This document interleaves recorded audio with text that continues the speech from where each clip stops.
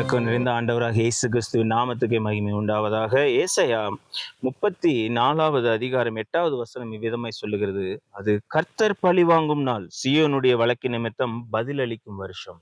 இன்றைய தினம் நம்ம எல்லாரும் ஏதாவது ஒரு காரியத்திற்காக தேவனுடைய சமூகத்தில், ஆண்டவரே எனக்கு நியாயம் செய்ய மாட்டீரா, எனக்கு நீதி செய்ய மாட்டீரா, என்னுடைய உபத்திரவத்தை நீர் கண்டு எனக்கு ஏதாவது ஒரு பதில் செய்ய மாட்டீரா என்று நீங்க கலங்கி தவித்து கொண்டிருக்கிற இந்த வேலையில ஆண்டவர் உங்களை பார்த்து சொல்லுகிறார், இது பதில் அளிக்கும் வருஷமா இருக்கிறது. அதுவும் எப்படி பழி வாங்குகிற நாள்ல ஆண்டவர் அந்த வழக்கை தப்ப விடாமல் ஆண்டவர் உங்களுக்கு பதில் அளிக்க போகிறாராம். நீங்க எந்த குறித்து நீங்க சோர்ந்து போகாதீங்க, கலங்கி போகாதீங்க. ஆண்டவர் உங்களுக்காக பதில் செய்ய போகிற காலம், நீங்க கண்டு மனமகிழ்ச்சி அடைய போகிற காலம்.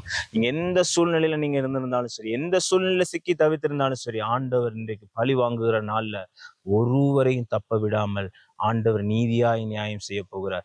சீயோனுக்காக அவர் வழக்காட போகிறார். சீயோன் உங்களுடைய பிரச்சனைக்காக, உங்களுடைய போராட்டங்களை எல்லாவற்றையும் அவர் என்ன பண்ண போகிறாராம், எடுத்துக்கொண்டு அவர் உங்களுக்காக வழக்காடி ஜெயத்தை பெற்று தர போகிறார். அவர் சாதாரண தெய்வம் அல்ல, அவர்தான் ஜெய கிறிஸ்து.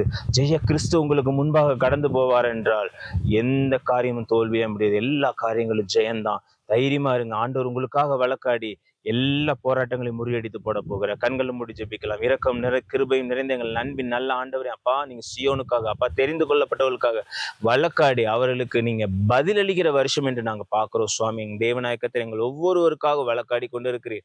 அதற்காக உங்களுக்கு நன்றி செலுத்துகிறேன். எல்லா ஜபங்களுக்கும் விண்ணப்பங்களுக்கும் அப்பா எங்களுக்கு விரோதமே போராடுகிற போராட்டங்களுக்கு முடிவை கட்டளையிட போகிறீர். அதற்காக உங்களுக்கு நன்றி செலுத்துகிறோம். எல்லா காரியங்களையும் ஜெயமாய் மாற பண்ண போகிறீர். அதற்காக உங்களுக்கு நன்றி செலுத்துகிறோம். ஒவ்வொரு காரியங்களும் தேவனுடைய கரம், கிருபை, நன்மை தாங்கி வழி நடத்த வேண்டுமா ஜெபிக்கிறோம். சகல துதி கன மகிமை யாவற்றையும் ஒருவருக்கு ஏறெடுக்கிறோம். இயேசுவின் மூலம் ஜெபிக்கிறோம் நல்ல பிதாவே, ஆமென்.